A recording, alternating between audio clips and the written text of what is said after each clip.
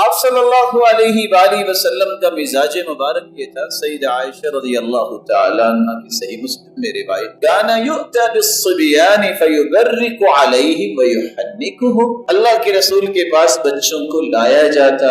جب کسی صحابی کو اللہ جلال اولاد سے نوازتے اور آپ برکت کی دعا بھی کرتے اور ساتھ اس کو تحنیک دیا کرتے. تحنیک طریقہ کیا ہے آپ بھی یہ بات سمجھیے. تحنیک سے مراد اس لیے ہوتا ہے کہ آپ جس سے تحنیک دلوانا چاہتے ہیں وہ کسی ایسے صالح نیک انسان سے دلوائیں اور اس سے دعا بھی کروائیں. نیک انسان کی دعا کروانا یہ جائز ہے. بدعاء رجل صالح, وہ دعا بھی کرے اور ساتھ پہلی خوراک جو ہے اس بچے کی وہ تحنیک وہ بنے. تو آپ صلی اللہ علیہ وآلہ وسلم کھجور لیا کرتے اور اس کو چبا کے اچھے طریقے سے, جب اس قدر چبا لیا جاتا کیونکہ بچے کے دانت تو نہیں ہوتے اور بچہ اس کو جو ہے وہ چبا تو نہیں سکتا, اس طرح اس کو بریک کر کے وہ چند جو ہے وہ حصے وہ کھجور کے اس کے منہ میں ڈال دیے جاتے. تو رسول اللہ صلی اللہ علیہ وسلم نے تحنیک دیا کرتے. آپ اگر تحنیک دینا چاہتے ہیں تو آپ کی ذمہ داری یہ ہے کہ آپ کو باوضو ہونا چاہیے, کیونکہ یہ ذمہ داری ہے. آپ کسی کو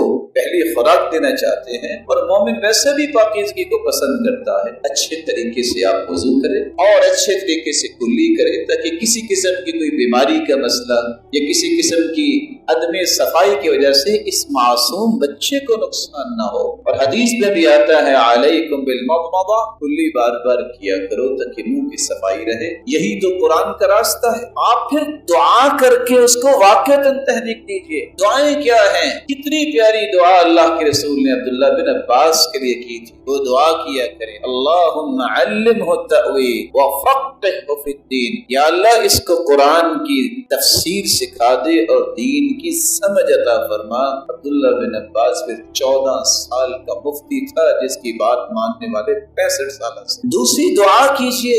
جریر بن عبداللہ البجلی گھوڑے پہ بیٹھتے بار بار گر جاتے, آپ سے دعا کروانے آئے تو آپ نے دعا کی تھی اللہم اجعلہ ہادیا مہدیا وثبتہ, اللہ جہاں بھی زندگی میں یہ قدم رکھے اس کو ثابت قدمی عطا کر, کہیں لرزنے والا نہ اس کو بنا اور اس کو ہدایت یافتہ بھی بنا اور اس کے ذریعے سے لوگوں کو ہدایت. یہ بچے کے لیے دعا. جب صحابی آئے تھے کہ میرے بھائی کے لیے دعا کر دے, ابو موسیٰ اشعری روایت کرتے ہیں تو آپ نے یہ دعا کی تھی اللہم اجعلہ فوق کثیر من خلقہ, اللہ دنیا میں بھی اس کا مقام اپنی بہت ساری مخلوق سے بلند کر دے اور آخرت میں بھی اتنا ہی اس کو بلندی ہو. اور آپ صلی اللہ علیہ وسلم نے جعفر رضی اللہ تعالیٰ عنہ کے بیٹے کے لیے دعا کی, کہا یا اللہ اس کا جانشین اس کی اولاد میں سے پیدا. تو یہ دعائیں کر کے اگر کھجور میسر نہیں ہے تو شہد بھی ہے, اس کے ساتھ آپ دائیں انگلی کے ساتھ معمولی سا جس کو آپ خنصر کہتے ہیں, چھوٹی انگلی جو ہے آپ اس کے لگا کے تالوں کے ساتھ لگائیں. بچہ ابھی چند گھنٹوں کا ہے, وہ چند قطرات وہ چند حصے جو اس کی خوراک بنے گی یہ تحنیک ہے. تو آپ صلی اللہ علیہ وآلہ وسلم تحنیک دیا کرتے تھے. آج سچی بات یہ ہے کہ کوئی اس بات کو جانتا ہے, کوئی جانتا ہی نہیں.